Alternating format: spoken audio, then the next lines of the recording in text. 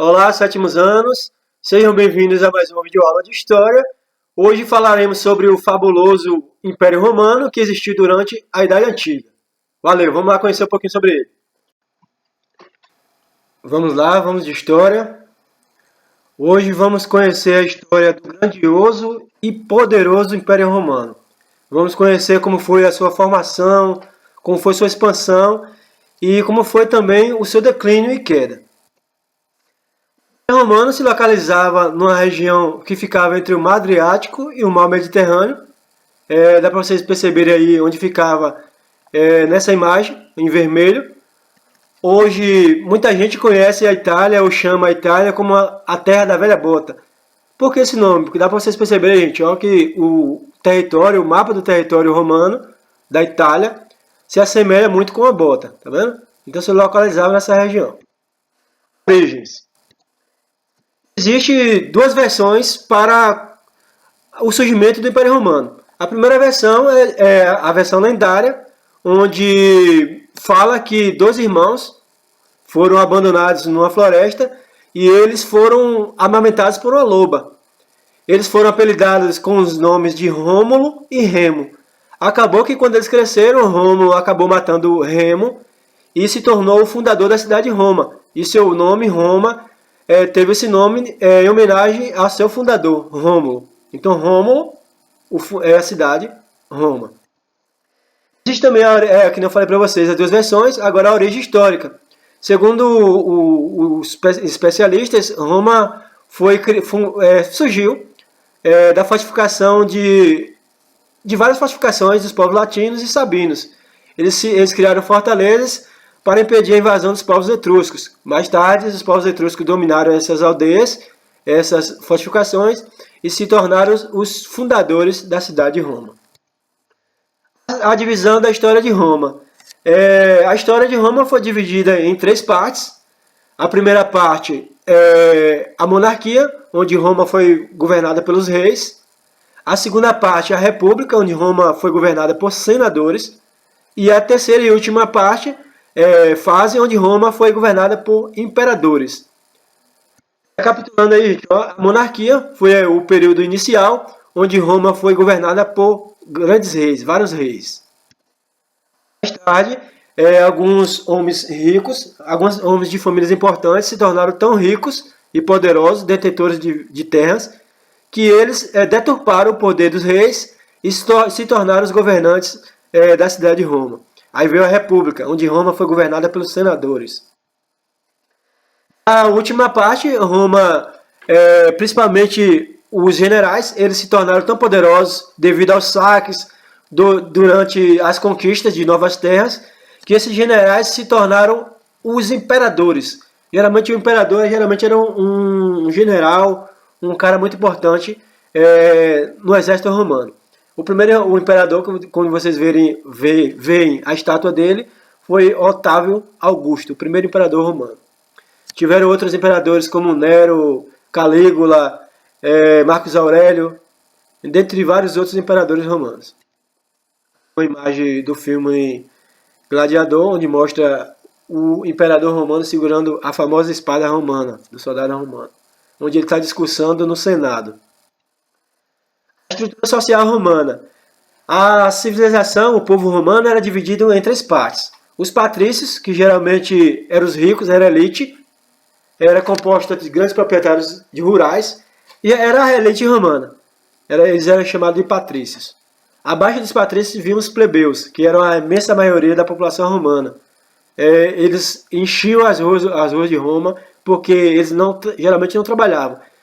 Poucos deles geralmente eram camponeses, artesãos, comerciantes, mas em sua imensa maioria eram desocupados. Abaixo dos plebeus tinham os clientes, que eram indivíduos livres. Geralmente eles viviam sob a proteção e trabalhavam para os patrícios. E por último, na base da pirâmide social, estavam os escravos, que geralmente eram oriundos de guerras, de conquista. Por exemplo, quando o exército romano conquistava uma nova terra, as pessoas que viviam nessas novas terras eram trazidas para o Império Romano como escravos. E também as pessoas que viravam escravos por dívida. Um exemplo, caso eu devesse a uma pessoa Como, por exemplo, se eu não pagasse, eu virava o escravo dessa pessoa durante determinado período até que eu pagasse a minha dívida. As guerras púnicas. Durante a segunda fase do Império Romano, durante a República, existia na região do Mediterrâneo dois impérios. O Império de Cartago, o Império Cartaginense, e o Império Romano. Só essa região do Mediterrâneo era controlada por Cartago, esse império que ficava no norte da África. E Roma ambicionava controlar essa região. Como não poderia existir dois impérios nessa região, foi inevitável, eles entraram em guerra, onde Roma saiu vitoriosa. Roma destruiu o Império Cartaginense e se tornou o único império do Mediterrâneo. A partir do controle do Mediterrâneo, Roma expandiu seu território e conquistou diversas áreas em vários continentes e se tornou um império imenso e poderoso. Essa imagem mostra uma imagem das guerras púnicas entre Roma e Cartago. Essa imagem mostra as vestimentas de um soldado romano.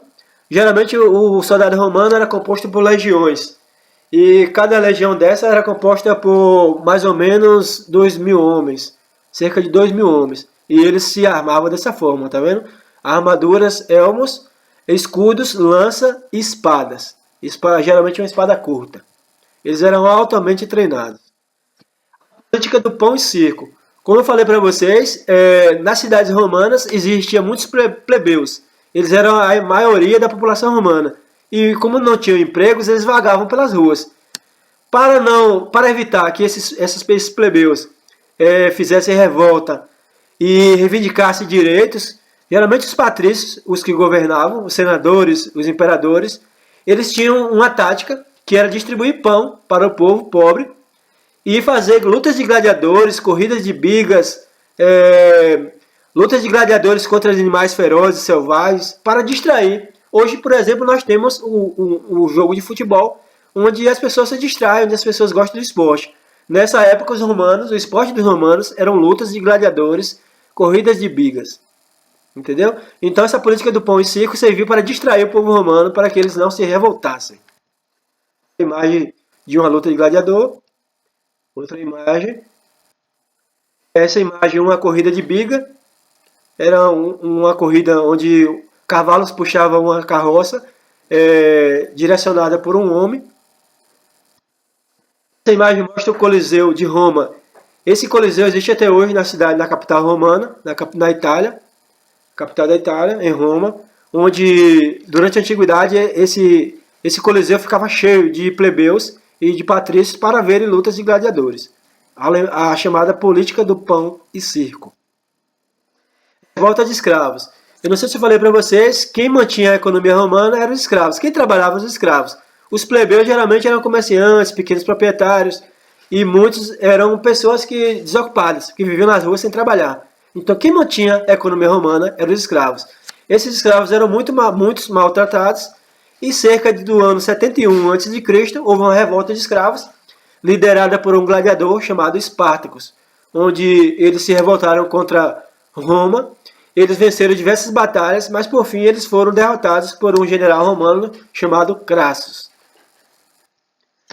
Crise e queda do Império. Por que esse Império caiu? Existe um ditado que todo Império um dia cai. É a pura verdade. O Império Romano, o todo-poderoso Império Romano, chegou um dia que caiu. Quais foram os motivos que o Império Romano caiu? O primeiro motivo foi a invasão dos povos bárbaros. Quem eram os bárbaros? Todo povo que vivia fora das fronteiras de Roma era chamado de povos bárbaros. Então, no momento que Roma começou a enfraquecer, que Roma deixou de conquistar, que Roma teve sua economia enfraquecida, esses povos bárbaros aproveitaram-se e invadiram o Império Romano e conquistaram diversas terras.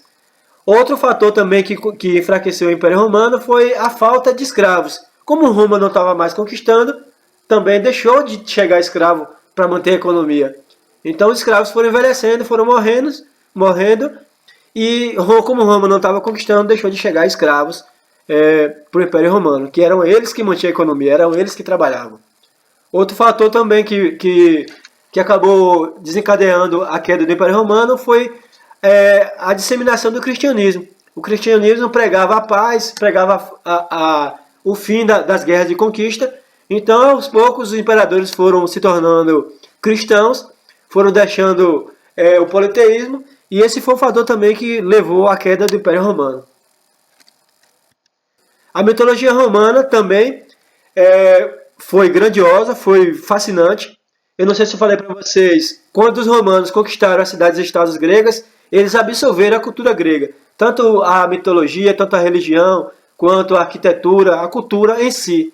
Então, os deuses gregos foram absorvidos pelos romanos e eles receberam novos nomes. Por exemplo, Zeus, em Roma, era chamado de Júpiter. Festa, em Roma, era chamado de Vulcano. Era chamado de Juno. Hades, que era o deus do submundo grego, se tornou Plutão, em Roma. Ares, que era o deus da guerra grego, se tornou Marte, o deus da guerra romano. Apolo, que era um deus grego, ele se tornou Febo. Artemis se tornou Diana. Afrodite, que era a deusa do amor grega, se tornou a deusa do amor romana, Vênus. Atena, a grande deusa grega, se tornou Minerva. Hermes, que era o mensageiro dos deuses gregos, se tornou Mercúrio. O nome dos planetas do sistema solar, Plutão, Mercúrio, Júpiter, são nomes de deuses romanos. É isso aí, gente. Espero que vocês tenham entendido. Nas nossas aulas pelo Meet eu explico mais profundamente. Valeu, um abraço.